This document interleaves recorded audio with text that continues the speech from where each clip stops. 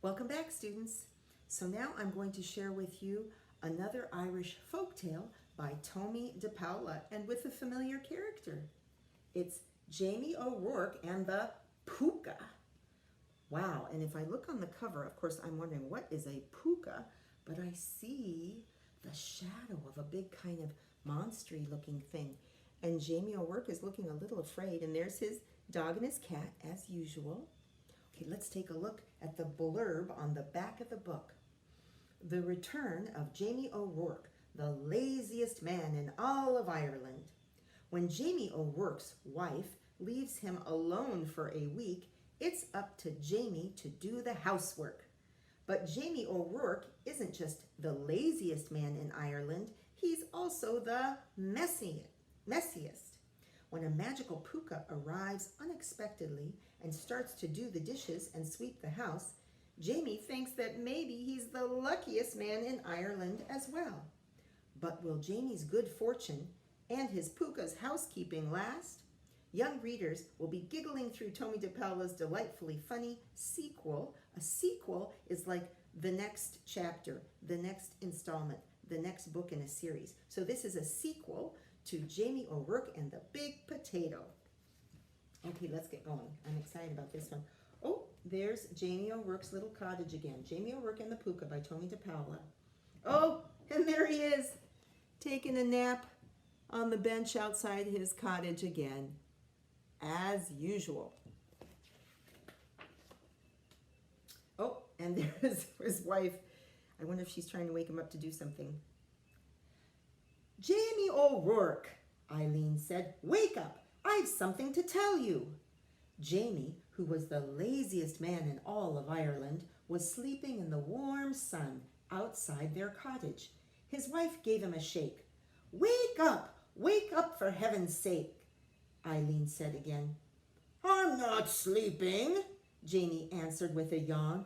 Oh, sure, I was just sitting here thinking.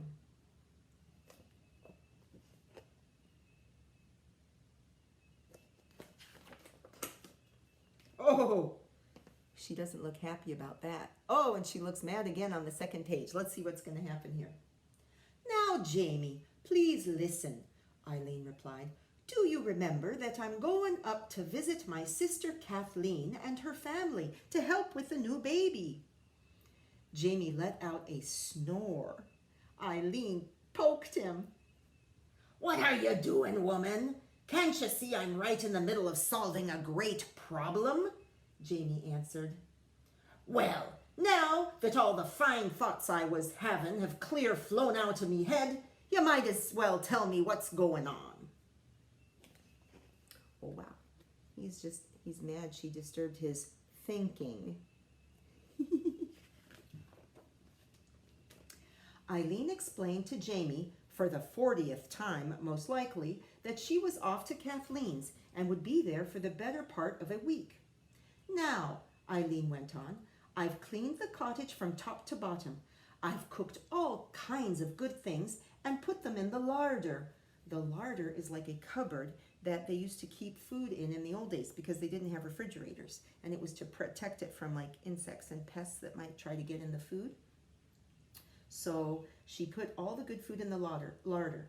All you have to do is the washing up each night and give a quick swipe of the broom every now and then. A quick swipe of the broom means like a quick sweeping.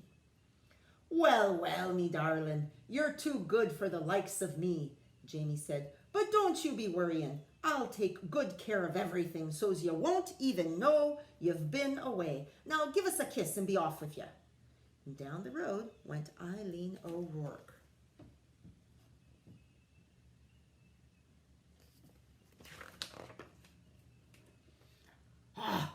All of this commotion has made me as tired as a farmer plowing 5 fields, Jamie said to himself.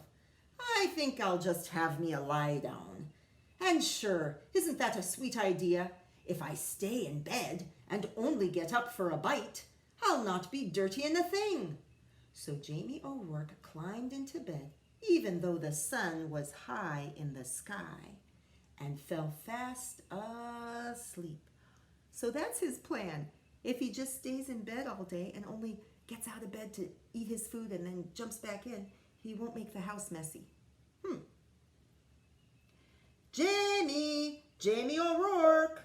3 voices called outside the door. Where are you, man? We heard Eileen's off to her sister's, so we've come to keep you company. Uh-oh. Someone's come to the door.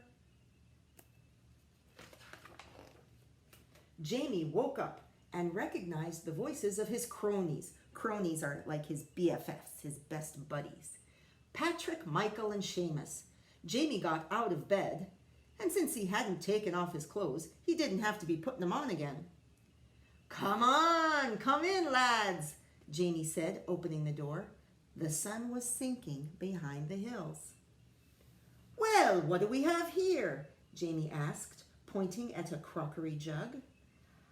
This is the finest cider you'll taste this side of the county, Patrick said. Oh, get some mugs, Michael said. And some grub. Grub is food. Seamus said he knew that Eileen wouldn't leave Jamie without plenty of good things to eat. Uh-oh, I think they're going to have a party while Eileen is away. And do you think they're going to keep the house nice and tidy? Oh!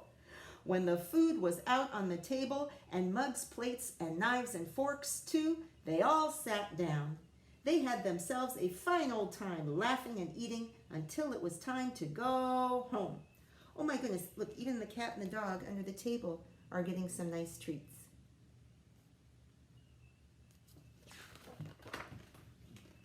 Well, the 3 friends told Jamie, we'll be heading down the hill, and you'll be wanting to get your rest, Jamie. Tomorrow you'll be having a busy morning cleaning up all this mess. Aye, that's the truth, lads, Jamie said, looking around. But the mere sight of the messy cottage made him the most tired man in all of Ireland, as well as the laziest. So he went to bed. Jamie was fast asleep when a noise woke him. It was the sound of the cottage door and the clatter of hooves. Hooves are like the feet of a goat or a horse, right? The clatter of hooves on the stone floor. Jamie opened one eye and took a peek. And what a sight he saw!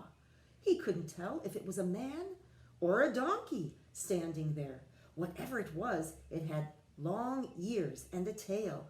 Saints preserve us, Jamie whispered. I think he's a little afraid. That creature looks like could be the shadow of what was on the cover. Wow.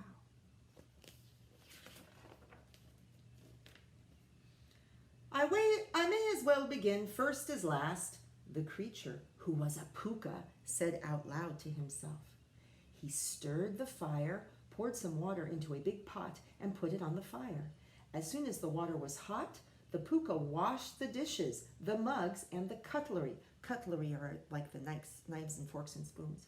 He put the leftovers in proper dishes and back into the larder. He swept the floor and gave the fire a good raking. Then the Pooka left the house with such a slam of the door, Jamie nearly fell out of bed. So here you can see the details of the work that the Pooka is doing. And over here he swept, he raked the fire, and bam, out the door, and Jamie almost tumbled out of bed. The next evening, when Patrick, Michael, and Seamus came by with a fresh jug of cider, they were amazed to see the cottage, as if Eileen had been there. How did this all happen? They asked. Well, me lads, Jamie replied, I got up with the birds and cleaned it all up just like any good husband would do when his darling wife is away. Got up with the birds. That means getting up first thing in the morning. Did he do that? No. Patrick, Michael, and Seamus looked at each other. They didn't really believe Jamie, but there it was. So the 4 friends had another grand time, just like the night before.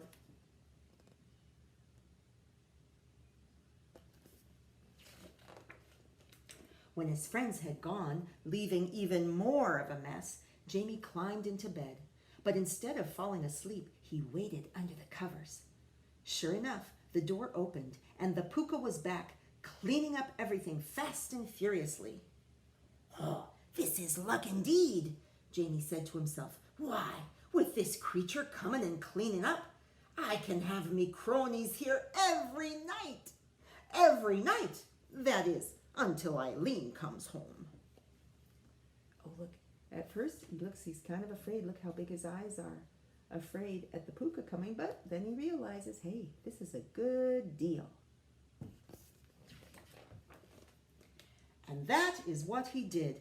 Night after night, Jamie, Patrick, Michael, and Seamus had a grand old time, making a grand old mess.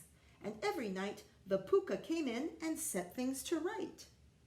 By the end of the week, Jamie was curious about this accommodating creature. Accommodating means someone who is helpful and goes along with things. So the creature is being accommodating in helping Jamie clean house.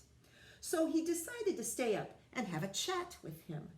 He was a little scared when the Pooka came in and went right to the fire, but he took a deep breath, swallowed a mouthful of cider for courage, and spoke up. Now then, sir, if I'm not taking a liberty, might I be knowing who you are and why you are so kind as to do the cleaning up each night after me friends and myself?"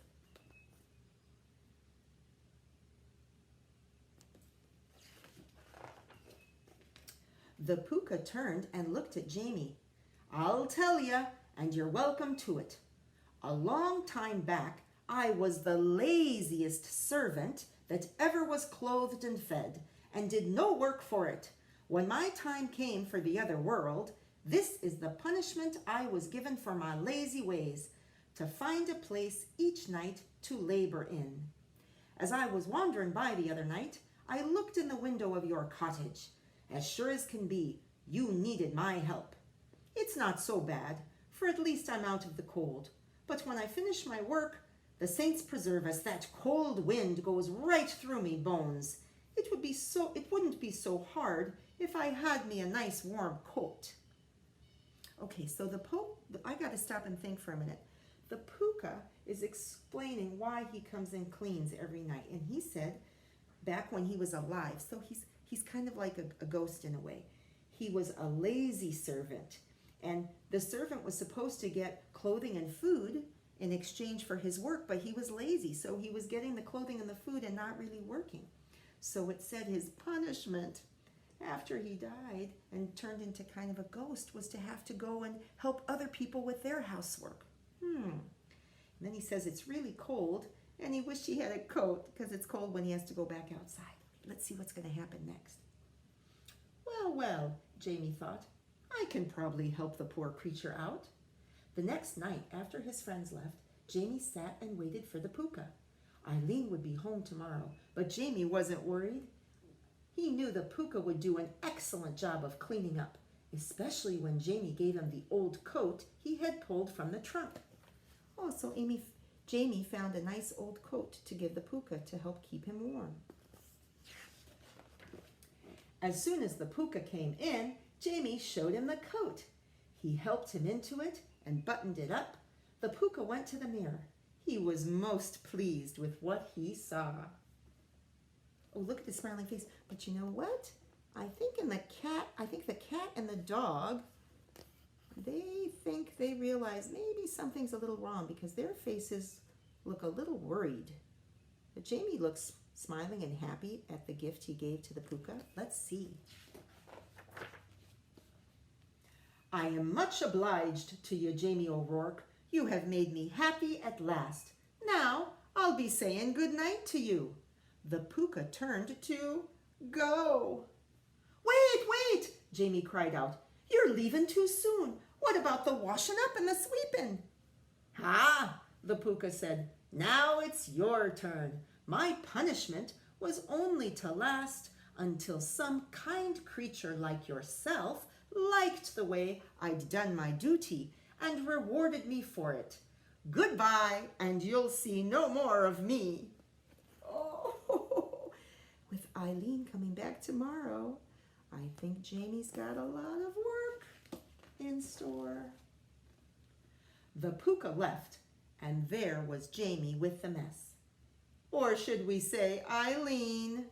For when she arrived the next morning and looked around the cottage, she said, "Oh, Jamie O'Rourke, what have you got to say for yourself?"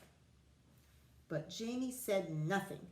He was too busy thinking he shouldn't have been in such a hurry to reward that ungrateful Pooka. Oh, Jamie looked so mad, and so did the cat and the dog. Look at their frowny faces.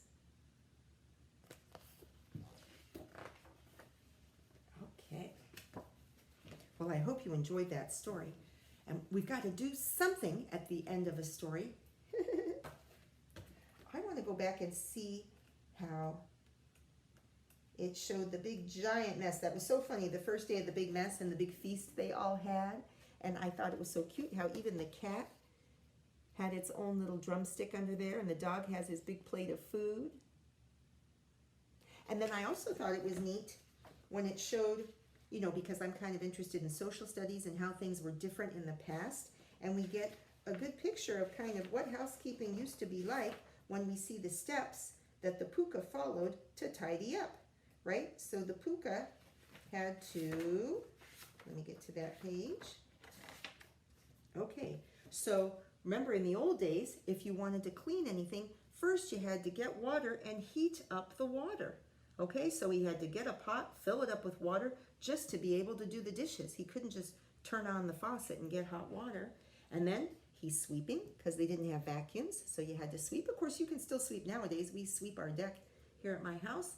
And raking the fire. Remember in the old days, people counted on fires for their heat and for their cooking. At night they would let it go down a bit, but they still had to check in on it and maybe leave a few little hot coals in it so it would be easy to light up the next morning.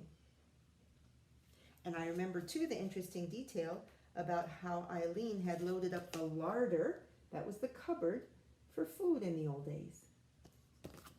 Okay, well, that's it for now. Maybe it for today. I'm not sure I'll have a chance to see you again today. So don't forget, go outside, wash your hands, cover your coughs and sneezes, do at least a little writing and a lot of reading. I miss you guys. Take care. Elbow bump.